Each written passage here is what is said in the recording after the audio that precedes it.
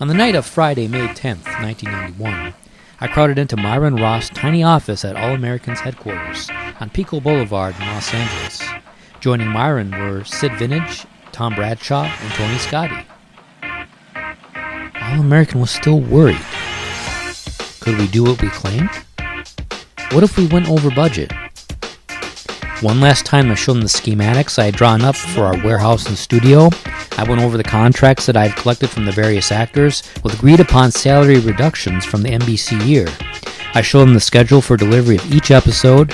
I showed them the construction schedule for the permanent sets. I showed them contingency plans. In the event, an episode went over budget. We bickered over the last few details, much of it having to do with the music for the show. Although it is rarely mentioned, a show's music can be worth a fortune.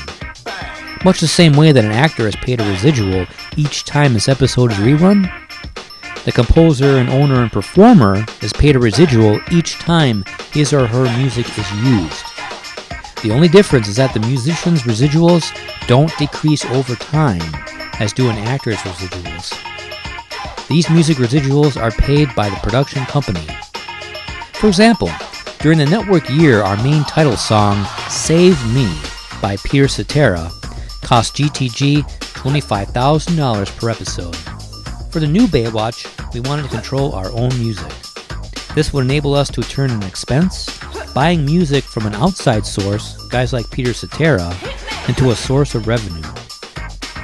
All American had its roots in music, and not surprisingly, they wanted to control this particular aspect of the show.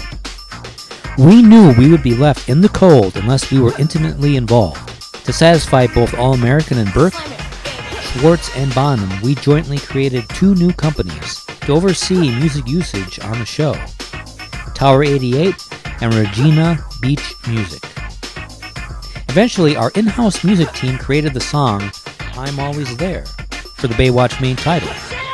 Now, instead of putting $25,000 in Peter Cetera's pocket each episode, we could put $25,000 in ours. That's a $50,000 swing. You multiply that times 200 episodes, each shown dozens of times, and before long, you have quite a chunk of money in the bank. Right from the start, I told the crew, many of whom had worked on the NBC Baywatch, that if we were going to survive in syndication, we would all need to take pay cuts, beginning with the executive producers, the actors, right down the line. I called Monty Markham, who played Captain Thorpe during the NBC year. Over breakfast at Coogie's in Malibu, I said, "Monty, I'm embarrassed to tell you this, but our budget is pretty limited." I explained to Monty that I could pay him a relatively modest percentage of his previous year's salary. But why would a veteran actor agree to such a dramatic pay cut? First, I could promise Monty that he would appear in 17 out of 22 episodes. The most appearances Monty could get during the NBC year was 7 episodes. Second, I knew that Monty wanted to become a director. For a guy who wants to break into directing, getting that first opportunity is always the toughest.